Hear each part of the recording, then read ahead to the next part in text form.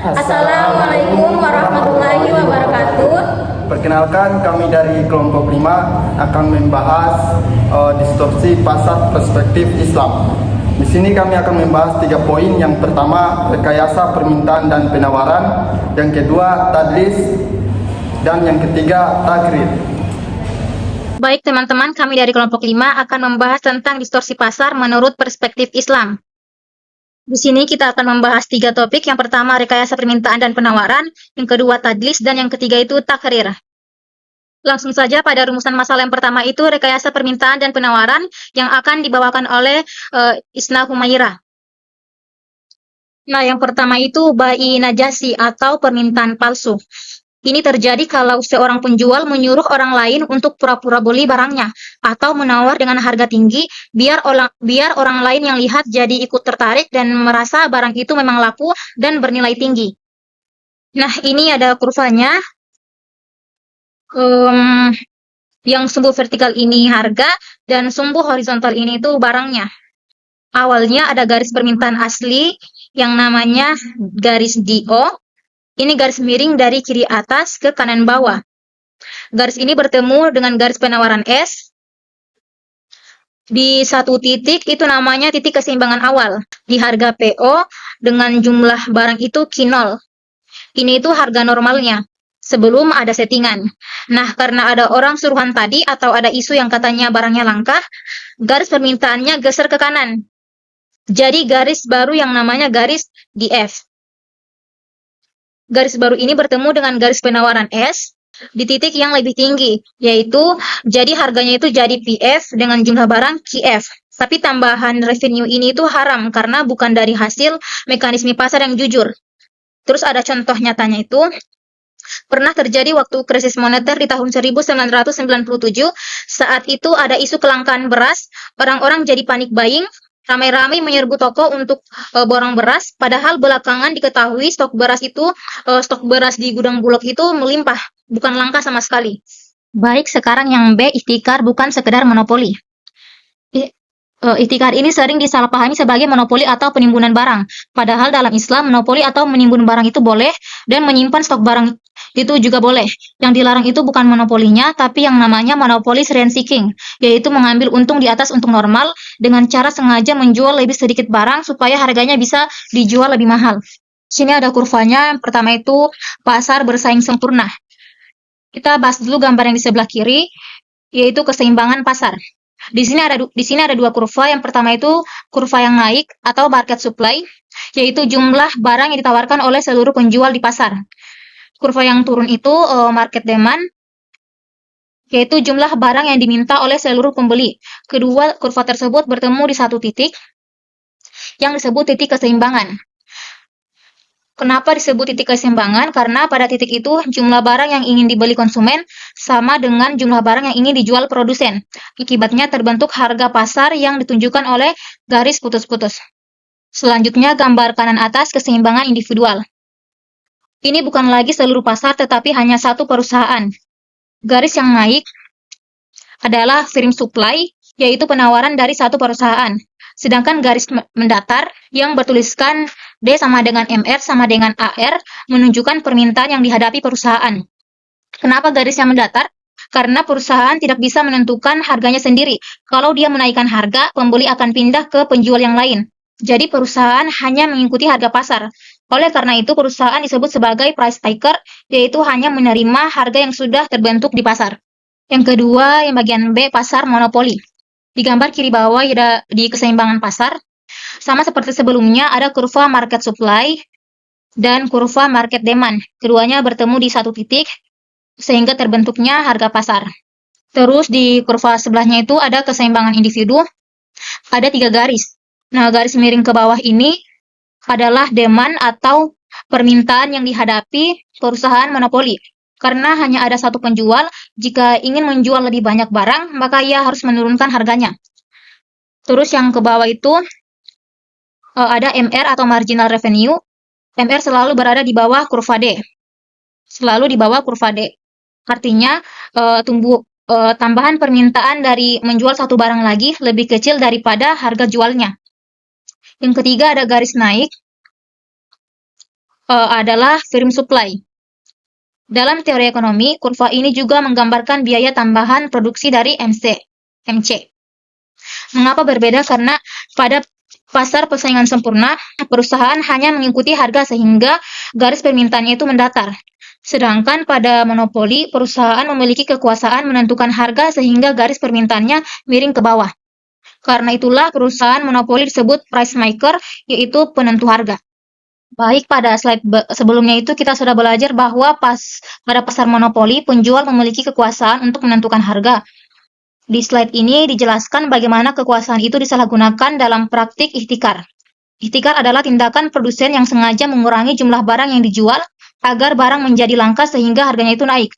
Dengan cara itu, produsen memperoleh keuntungan yang lebih besar, tetapi cara ini dilarang dalam Islam karena merugikan masyarakat. Di sini ada juga kurvanya.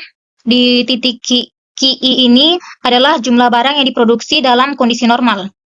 Artinya, produsen menjual barang sesuai kemampuan produksinya, tidak sengaja mengurangi jumlah barang. Dari titik QI ini, kita tarik garis ke atas sampai menyentuh kurva permintaan atau demand. Lalu tarik ke kiri, kita memperoleh TI. Karena barang yang dijual banyak, masyarakat mudah mendapatkannya dan harganya itu tetap wajar. Ini itu harga wajar. Sekarang ada kotak A, B, C, D. Kotak ini menunjukkan keuntungan normal yang diperoleh produsen. Kenapa disebut halal? Karena keuntungan tersebut diperoleh dari perdagangan yang wajar tanpa mengurangi produksi dan tanpa merugikan masyarakat. Sekarang QM. QM adalah jumlah barang saat produsen melakukan ihtikar. Apa bedanya? Di jumlah barang QM itu lebih sedikit daripada QI karena produsen sengaja mengurangi produksi. Dari QM, tarik garis ke atas sampai menyentuh kurva permintaan. Lalu tarik ke kiri, disitulah memperoleh PM. Kenapa harganya naik? Karena barang menjadi langka saat barang sedikit tetapi permintaannya itu tetap ada. Harganya akan naik. Kotak PM, X, Y, Z menunjukkan keuntungan yang diperoleh saat melakukan ihtikar. Kotaknya itu lebih besar dibanding ABCD karena harganya itu lebih mahal, keuntungannya itu lebih besar. Tetapi keuntungan ini tidak halal karena diperoleh dengan cara sengaja membuat barang itu menjadi langka. Jadi kurva ini adalah semakin sedikit barang yang sengaja dijual dari QM, maka harga menjadi semakin tinggi. Dan keuntungan produsen menjadi lebih besar. Sebaliknya, jika produsen menjual secara normal dengan harga wajar, keuntungan memang lebih kecil, tetapi itulah keuntungan yang halal karena tidak merugikan masyarakat. Yang ke C itu talaki rukban atau mencegat petani. Ini terjadi kalau pedagang kota mencegat petani yang masih di luar kota sebelum sampai ke pasar, lalu membeli hasil panennya dengan harga di bawah harga pasar, karena petani belum tahu harga pasar yang sebenarnya berlaku di kota. Ada dua hal yang bikin ini dilarang. Yang pertama, ini menghambat barang masuk ke pasar secara bebas, istilah entry barrier. Terus yang kedua, pedagang kota menyembunyikan informasi harga yang sebenarnya dari petani. Sekarang kita lihat kurvanya. Sumbu vertikal ini menunjukkan harga barang PX, sedangkan sumbu horizontal menunjukkan jumlah barang QX. Kurva yang menurun adalah kurva permintaan, sedangkan kurva yang naik adalah kurva penawaran S. Pada kondisi normal, sebelum terjadi talaki rukban, kurva penawaran S bertemu dengan kurva permintaan di X itu sehingga terbentuk titik keseimbangan. Dari titik ini diperoleh harga P dan jumlah barang Q. Ini adalah kondisi pasar yang normal dan adil karena petani dapat menjual langsung ke pasar. Namun setelah terjadi talaki rukban, sebagian hasil panen sudah dibeli oleh tengkulak sebelum masuk ke pasar. Akibatnya barang yang benar-benar sampai ke pasar menjadi lebih sedikit. Karena itu kurva penawaran berubah dari S menjadi STR. Perubahan kurva penawaran ini menyebabkan titik keseimbangan juga berubah. Harga yang semula P naik menjadi PTR. Sedangkan jumlah barang yang semula Q menjadi QTR. Artinya harga di pasar menjadi lebih mahal, tetapi barang yang tersedia justru lebih sedikit. Jadi talaki rukban ini tidak hanya merugikan petani karena menjual dengan harga murah, tetapi juga merugikan masyarakat di kota karena harus membeli barang dengan harga lebih mahal dan jumlah barang yang tersedia menjadi lebih sedikit.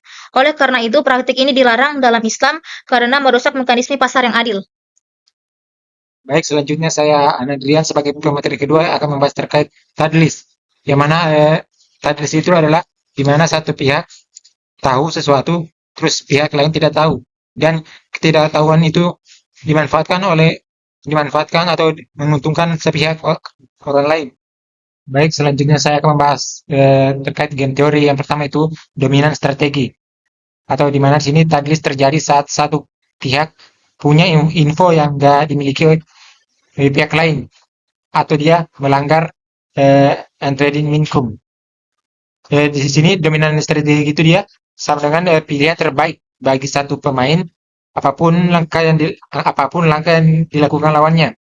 Nah, bisa kita lihat di tabel antara si Fahri dan si Fani. Nah, di mana untuk angka pertamanya itu hasilnya si Fahri, terus yang kedua itu hasilnya Fani. Nah, Fahri ini suka barang bekas atau yang barang yang memiliki nilai historis. Terus dari pilihan si Fani. Terus si Fahri selalu dapat hasil lebih besar di bekas. Maksudnya itu dia si duanya lebih besar dari satu atau satu lebih besar dari nol. Nah, terus si Fani suka barang yang mahal. Nah, dari pilihan si Fahri. Jadi si Fani selalu dapat hasil lebih besar di mahal, yaitu dua lebih besar dari satu dan satu lebih besar dari nol. Jadi hasil akhirnya si Fahri, si pemilih barang bekas dapat dua. Terus si Fani si pemilih barang mahal dia akan mendapat satu. Jadi kombinasinya itu ada di kiri bawah matris. Terus game teori kedua itu Nash Equilibrium. Nah, di sini Nash Equilibrium itu dengan kombinasi strategi di mana nggak ada pemain yang mempunyai insentif ganti pilihan sendirian. Atau maksudnya itu beda dari dominan strategi dia. Pilihannya dia optimal, satu pihak dipengaruhi oleh pilihan pihak lain. Nah, bisa kita dilihat di tabel antara Andri dan Tata. Nah, di sini kalau si Andri dia pilihannya baru dan si Tata pilihannya dia mahal. Jadi akan hasilnya 2,1. Nggak ada yang mau ganti sendirian. Jadi kalau Andri ganti ke bekas, dia akan malah mendapatkan 0. Begitu juga bekas murah. Akan hasilnya 1 atau 2, sama-sama stabil. Jadi hasil akhirnya 2 titik Nash Equilibrium antara baru mahal yang ada di kiri atas atau bekas murah yang ada di kanan bawah. Tergantung siapa yang bergerak atau memutuskannya duluan. Terus selanjutnya ketika si Nash Equilibrium tidak tercapai. Nah, Nash Equilibrium tidak selalu ada yang dalam sebuah permainan. Atau pilihannya bisa terus berputar tanpa titik stabil. Bisa kita dilihat di tabel juga antara si Yahya dan Alia. Nah, kalau Yahya dia memilih barang bekas, terus Alia akan ganti ke murah. Dapat 3 lebih baik dari 0. Tapi begitu kalau Alia pilih murah, terus Yahya malah pindah ke baru, karena dia di bekas atau murah, dia akan rugi -1. Sedangkan kalau dia memilih baru dengan murah, dia dapat 0. Terus jadi pilihannya terus kejar-kejaran, nggak pernah berhenti di satu titik. Jadi kesimpulannya dia, inilah kondisi tanpa Nash Equilibrium. Terus game teorinya selanjutnya itu mixed strategi. Yang mana si mixed strategi itu pilihan acak berdasarkan probabilitas atau bukan strategi tetap.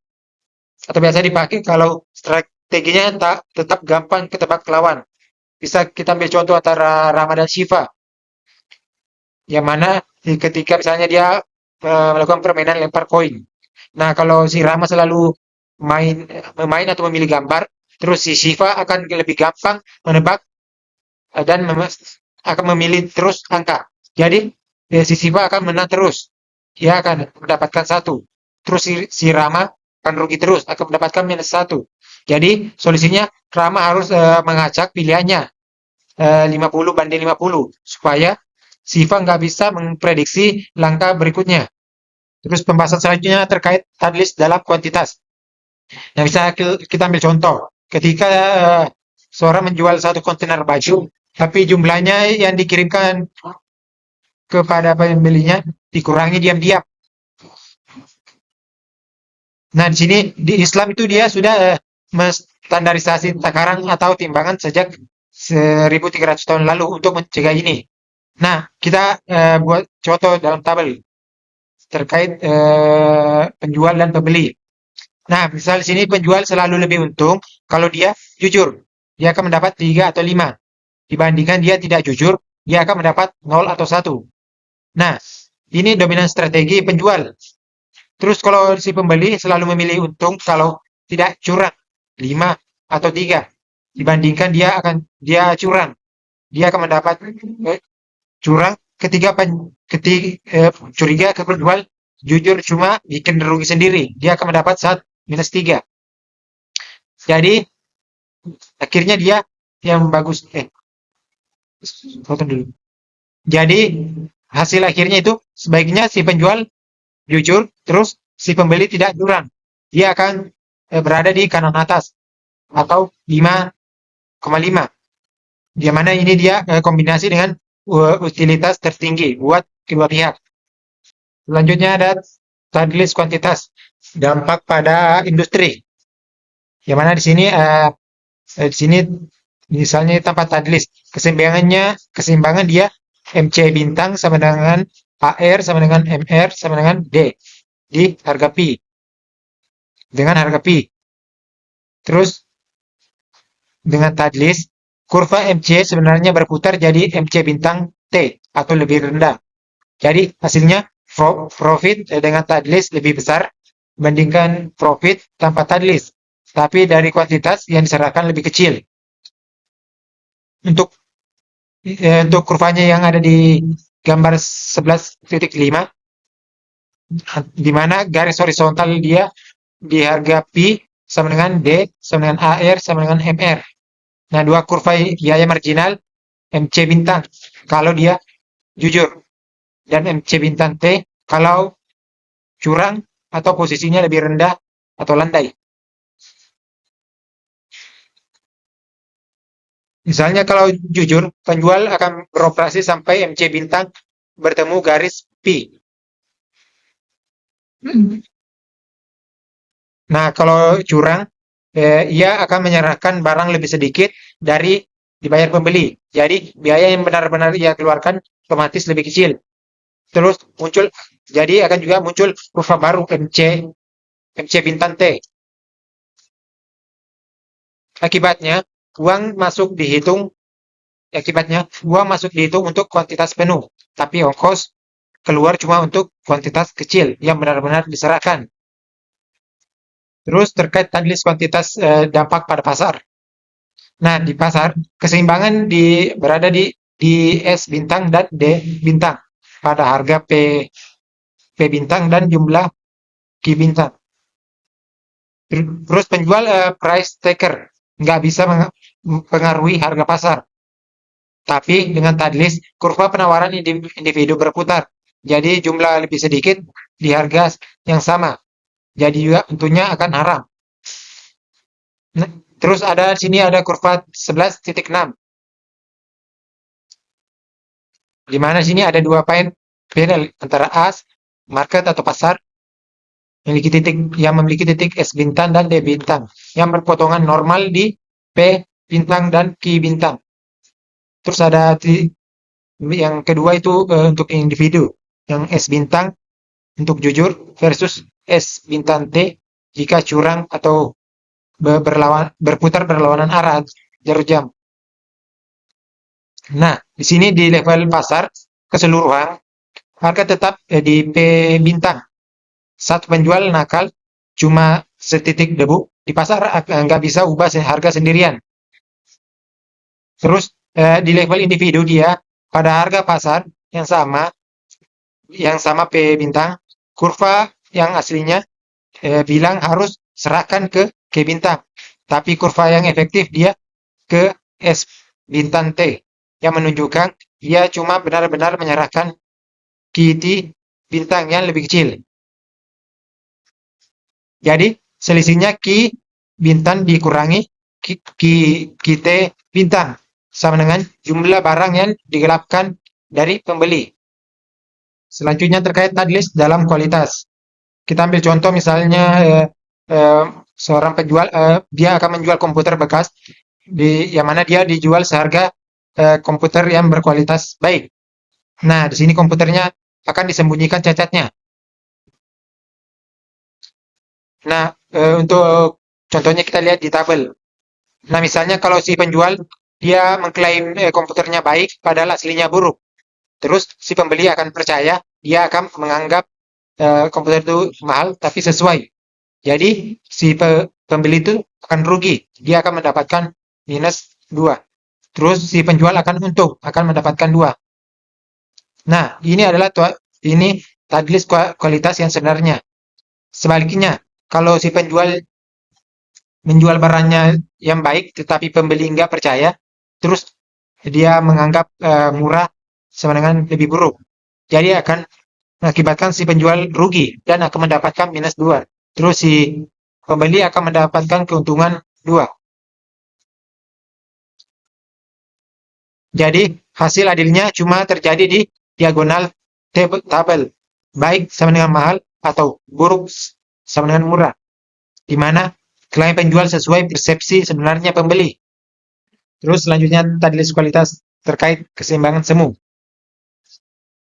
Yang mana sini si penjual mengklaim kualitasnya baik atau dalam bentuk QX. Terus padahal sebenarnya barangnya buruk, yaitu QY.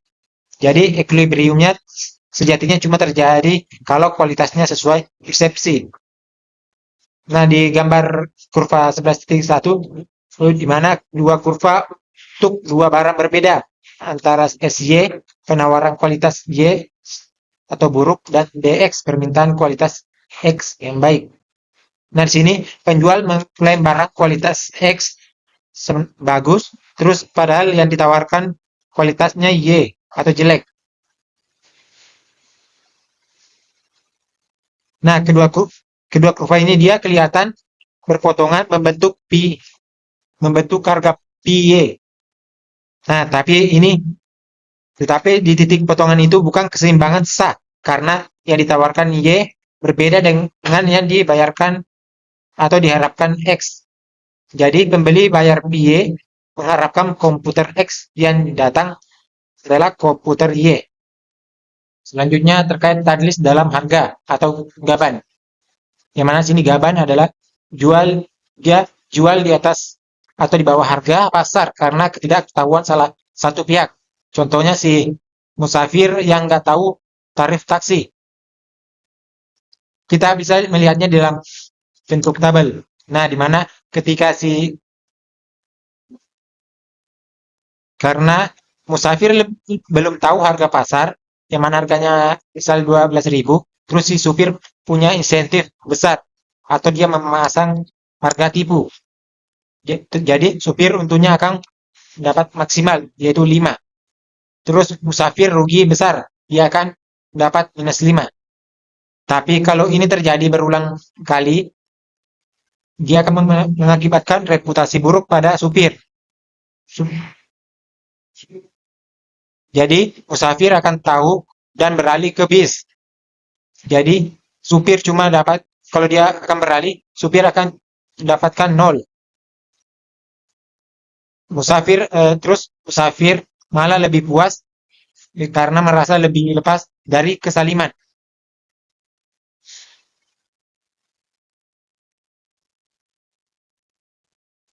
Jadi untuk hasilnya yang lebih adil itu dia harga pasarnya ditambah naik taksi sama dengan 3,3. Di sini nggak ada pihak yang disalimi. Terus keduanya akan mendapat keuntungan. Sudah. Selanjutnya terkait gaban akan dampak pada keseimbangan pasar. Nah, bisa kita dilihat di kurva 11.8 yang mana sini ada A marketnya yaitu S bintang dan D bintang atau sini real, yang mana dia berpotongan normal di harga wajar di P bintang. Terus si B itu individu ada di D bintang atau asli versus D bintang G, yang mana dia sudah berdistorsi akibat ketidaktahuan pembeli. Nah, sini di pasar secara umum harga taksi wajar untuk rute itu adalah P bintang, yaitu 12.000. Nah, karena musafir nggak tahu harga wajar, permintaan yang ia bawa ke meja tawar bukan D bintang yang asli, tapi D bintang G, yang mana kurvanya yang sudah bergeser, mencerminkan kesediaannya bayar lebih tinggi karena buta info. Jadi akibatnya ia rela atau sepakat di harga PG yang jauh di atas harga yang wajar. Baik, selanjutnya terkait gaban, terkait dampak pada keuntungan produsen. Di mana sini jika tanpa gaban, keseimbangan di E bintang dengan harga P bintang. Terus dengan gaban, kalau dia dengan gaban, titik optimalnya bergeser ke EG dengan harga lebih tinggi di PG. Jadi profitnya dengan gaban lebih besar, tapi nggak halal. Nah, untuk di kurva 11.9, di mana kurva MC sama dengan S dan ATC, struktur biaya produsen sama di kedua skenario.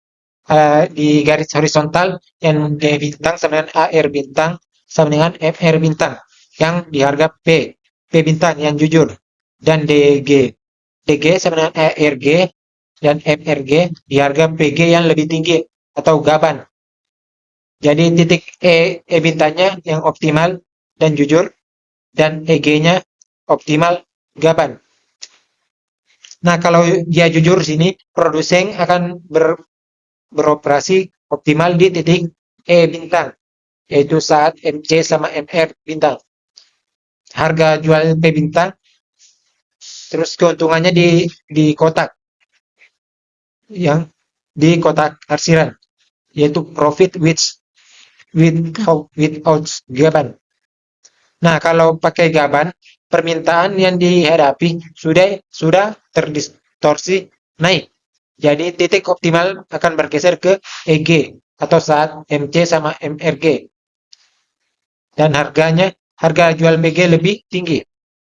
Karena harga jual naik sementara biaya produksi sama saja, MC dan ATC nggak berubah.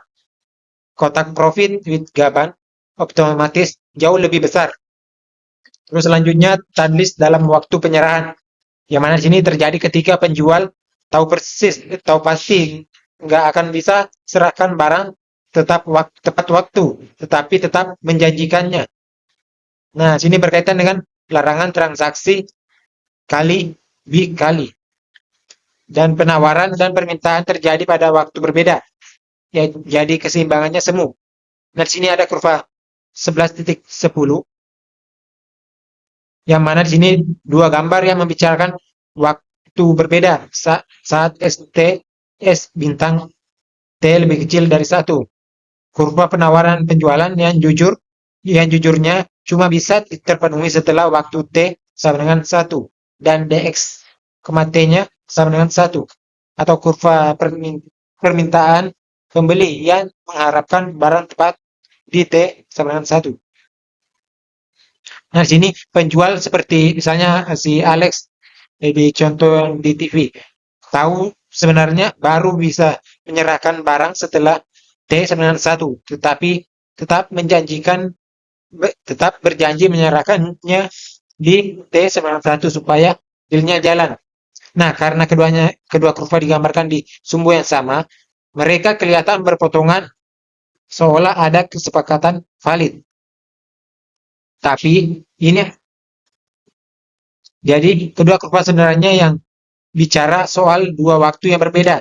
Yang ditawarkan adalah barang yang baru ada setelah T sama dengan 1. Yang diminta adalah barang yang harusnya ada persis di T sama dengan 1. Jadi titik potongnya itu tidak mewakili kesepakatan nyata. Saya pemateri ketiga atas nama Darmanto akan membahas takrir. Takrir berasal dari kata gharar, yang berarti ketidakpastian, risiko, atau sesuatu yang tidak jelas hasil akhirnya. Dalam ekonomi Islam, takrir adalah transaksi yang mengandung ketidakjelasan, sehingga baik penjual maupun pembeli sama-sama tidak mengetahui secara pasti kondisi objek yang diperjualbelikan. Misalnya, seorang petani menjual hasil panen padi yang masih berada di sawah dan belum dipanen dengan harga tertentu. Saat akad dilakukan, baik petani maupun pembeli belum mengetahui berapa hasil panen yang sebenarnya akan diperoleh. Bisa banyak, bisa sedikit, bahkan bisa gagal panen. Kondisi inilah yang disebut takrir karena terdapat ketidakpastian bagi kedua belah pihak. Bisa dilihat dalam kurva kepastian hasil tunggal. Kurva ini menjelaskan situasi kepastian dalam ekonomi. Sumbu vertikal sama dengan probabilitas atau peluang, di sumbu horizontal sama dengan hasil atau kejadian yang mungkin terjadi. Pada grafik hanya ada satu hasil, yaitu A. Probabilitas hasil A sama dengan 1,0 atau 100%. Artinya, hasil yang akan terjadi sudah pasti dan tidak ada kemungkinan hasil lain. Misalnya, kamu membeli sebuah buku di toko. Bukunya ada, harganya jelas, kualitasnya jelas, waktu penyerahannya jelas. Karena semua informasi sudah diketahui, maka hasil transaksinya pasti. Itulah yang digambarkan oleh kurva ini, hanya ada satu kemungkinan hasil A dengan peluang 100%. Selanjutnya di kurva kedua, yaitu ketidakpastian hasil lebih dari satu. Ini menjelaskan kebalikan dari gambar sebelumnya. Cara sumbu Y atau yang vertikal sama dengan probabilitas atau peluang. Sementara di sumbu horizontal sama dengan hasil yang mungkin terjadi. Ada 3 kemungkinan hasil, yaitu A dengan probabilitas 25%, B dengan probabilitas 50%, dan C dengan probabilitas 25%. Artinya kita tidak tahu pasti hasil mana yang akan terjadi. Yang diketahui hanya peluang masing-masing hasil. Grafik ini menunjukkan kondisi ketidakpastian. Berbeda dengan grafik sebelumnya yang hanya memiliki satu hasil. Di sini terdapat beberapa hasil yang mungkin terjadi. Hasil yang paling mungkin terjadi adalah B, karena probabilitasnya 50%. Namun, A dan C juga tetap bisa terjadi, karena masing-masing memiliki peluang 25%. Karena hasil akhirnya belum pasti, maka terdapat unsur ketidakpastian atau takrir. Contoh yang mudah dipahami, misalnya, seorang petani menjual hasil panennya sebelum dipanen. Kemudian yang terjadi, A 25% panen gagal dan sedikit, B 50% panen normal, dan C 25% panen melimpah. Baik petani maupun pembeli tidak tahu hasil mana yang akan terjadi, karena hanya bisa memperkirakan peluangnya. Karena kedua pihak sama-sama tidak mengetahui hasil akhirnya, transaksi ini mengandung takrir. Selanjutnya, takrir dalam kuantitas. Takrir dalam kuantitas adalah ketidakpastian mengenai jumlah barang yang diperjualbelikan. Contohnya, sistem hijau, yaitu menjual hasil panen sebelum panen dilakukan. Pada saat akad, baik penjual maupun pembeli belum mengetahui secara pasti berapa jumlah hasil panen yang akan diperoleh. Karena adanya ketidakjelasan kuantitas tersebut, transaksi ini termasuk takrir karena dilarang dalam ekonomi Islam.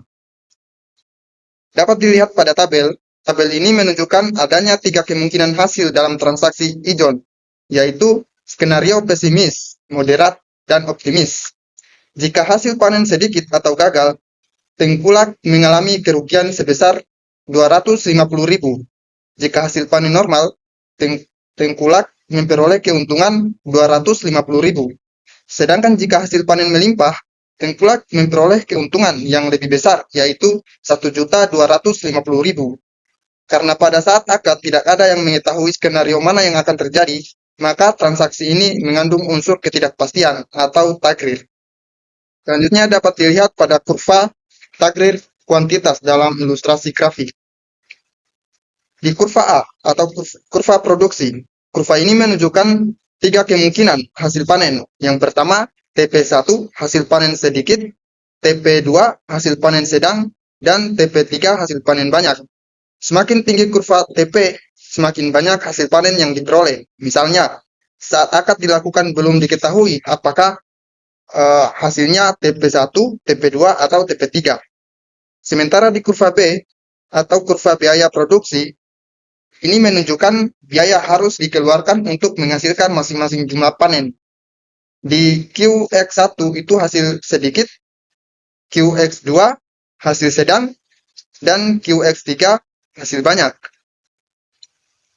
Karena hasil panen belum pasti, biaya produksi yang sebenarnya juga belum pasti. Selanjutnya di kurva C, ini menunjukkan hubungan biaya rata-rata dan biaya marginal. Karena hasil panen bisa sedikit, sedang, atau banyak, maka biaya yang dihadapi petani juga bisa berbeda-beda. Jadi titik keseimbangannya belum jelas. Selanjutnya di kurva D, ini yang paling penting, di sini terlihat ada 3 kemungkinan jumlah produksi. Yang pertama QX1, kedua QX2, dan QX3. Tetapi harga sudah ditetapkan melalui garis permintaan. Harga sudah ditentukan, tapi jumlah barang yang akan diperoleh belum diketahui. Bisa QX1, QX2, atau QX3. Karena kuantitas barang masih belum pasti, maka terjadi takrir dalam kuantitas. Selanjutnya, takrir dalam kualitas. Takrir dalam kualitas adalah ketidakpastian mengenai mutu atau kondisi barang yang diperjualbelikan. Dalam transaksi ini, baik penjual maupun pembeli sama-sama tidak mengetahui kualitas barang yang akan diterima di masa depan. Contoh, menjual anak sapi yang masih berada dalam kandungan induknya seharga 1 juta rupiah. Saat akad dilakukan, belum ada yang tahu bagaimana kondisi anak sapi tersebut ketika lahir. Bisa lahir sehat, cacat, atau bahkan mati. Dapat dilihat pada tabel. Tabel ini menunjukkan kemungkinan kondisi anak sapi yang masih dalam kandungan yang sudah diperjualbelikan sebelum lahir. Misalnya, pembeli membeli anak sapi yang masih dalam kandungan dengan harga 1 juta rupiah. Di skenario 1, lahir normal 70%. Nilai sapi menjadi 1.500.000. Pembeli untung 500.000. Ini hasil yang paling diharapkan. Di skenario 2, lahir cacat 20%. Nilai sapi hanya 250.000. Karena sudah membayar 1 juta rupiah, pembeli rugi 750.000. Di skenario 3, lahir mati 10%. Nilai sapi menjadi 0 rupiah. Pembeli rugi seluruh uangnya, yaitu 1 juta rupiah. Dapat dilihat pada kurva takrir kualitas dalam ilustrasi grafik. Di sumbu vertikal sama dengan harga. Sementara di sumbu horizontal sama dengan jumlah barang. Ada 2 kurva. Yang pertama, kurva penawaran atau kurva penawaran garis naik dan kurva permintaan garis turun. Nah, kedua kurva bertemu di tengah yang seolah-olah menunjukkan adanya titik keseimbangan pasar. Dalam transaksi ini, kualitas barang belum diketahui. Misalnya, pembeli mengira akan mendapat sapi kualitas baik. Ternyata yang lahir bisa saja cacat atau bahkan mati. Jadi, walaupun kurva permintaan dan penawaran bertemu, titik keseimbangan itu tidak benar-benar mencerminkan kondisi barang yang sesungguhnya. Selanjutnya, takrir dalam harga. Nah, takrir dalam harga terjadi ketika harga barang tidak ditentukan secara jelas dalam akad. Contohnya, penjual menawarkan harga 10.000 jika tunai dan 50.000 jika kredit. Tetapi pembeli langsung menyetujui tanpa memilih salah satu harga. Akibatnya, muncul ketidakpastian mengenai harga yang sebenarnya berlaku. Karena kedua pihak belum memiliki kepastian harga, transaksi ini termasuk takrir dalam harga. Dapat dilihat pada tabel. Tabel ini menunjukkan bahwa terdapat beberapa kemungkinan harga tergantung waktu pembayaran. Harga tunai adalah Rp10.000, sedangkan harga kredit 5 bulan adalah Rp50.000. Karena pada saat akad tidak ditentukan harga mana yang berlaku, maka muncul ketidakpastian harga yang disebut takrir dalam harga. Dapat dilihat pada kurva. takrir harga dalam ilustrasi grafik. Di sumbu vertikal menunjukkan harga, sementara di sumbu horizontal sama dengan jumlah barang. Terlihat ada satu kurva permintaan dan tiga kemungkinan kurva penawaran, yaitu S1, S2, dan S3. Kurva penawaran berbeda dengan harga berbuah sesuai dengan pembayaran. S1, harga saat pembayaran lebih cepat. S2, harga saat pembayaran menengah. Dan S3, harga saat pembayaran paling lama. Akibatnya terdapat tiga kemungkinan harga keseimbangan, yaitu PXT sama dengan 1, PXT sama dengan 2, dan PXT sama dengan 3. Tidak ada yang tahu harga mana yang akan benar-benar berlaku. Selanjutnya, takrir menyangkut waktu penyerahan. Takrir dalam waktu penyerahan terjadi ketika waktu penyerahan barang tidak diketahui secara pasti. Dalam contoh ini, Adi menjual mobil yang hilang kepada Ida seharga 100 juta. Jika mobil ditemukan, Ida memperoleh keuntungan harga pasar mobil, memperoleh keuntungan karena harga pasar mobil lebih tinggi. Namun jika mobil tidak ditemukan, Ida mengalami kerugian karena tidak ada kepastian kapan atau bahkan apakah barang akan diserahkan. Maka transaksi ini termaksud takrir dalam waktu penyerahan. Dapat dilihat pada tabel. Tabel ini menunjukkan dua kemungkinan hasil transaksi. Jika mobil ditemukan, Ida memperoleh keuntungan 200 juta karena membeli mobil senilai 300 juta dengan harga 100 juta. Namun jika mobil tidak ditemukan, Ida mengalami kerugian 100 juta karena sudah membayar tetapi tidak menerima mobil. Karena tidak ada kepastian apakah mobil akan ditemukan atau tidak, transaksi ini mengandung takrir dalam waktu penyerahan. Dapat dilihat pada kurva takrir waktu penyerahan dalam ilustrasi grafik. Kurva ini menunjukkan bahwa permintaan dan penawaran terjadi pada waktu yang berbeda, sehingga transaksi tidak memiliki kepastian waktu penyerahan barang. Di sumbu Y sama dengan harga. Di sumbu X sama dengan jumlah barang. Di kurva D sama dengan permintaan, sementara di kurva S sama dengan penawaran. Biasanya kalau kurva permintaan dan penawaran berpotongan, berarti ada keseimbangan pasar. Namun pada gambar ini ada keterangan. DXT sama dengan 1, permintaan terjadi pada waktu T sama dengan 1. Sementara di SXT sama dengan 1, penawaran atau penyerahan barang baru terjadi setelah waktu T sama dengan 1. Artinya, pembeli ingin barang sekarang, tetapi penjual belum bisa menyerahkannya sekarang. Misalnya pada contoh mobil yang hilang, Ida sudah membeli mobil sekarang, tetapi mobil belum ada dan belum diketahui kapan ditemukan, bisa bulan depan, bisa tahun depan, bisa juga tidak ditemukan sama sekali. Karena waktu penyerahannya tidak pasti, maka titik perpotongan kurva tersebut hanya keseimbangan semu, bukan yang benar-benar pasti.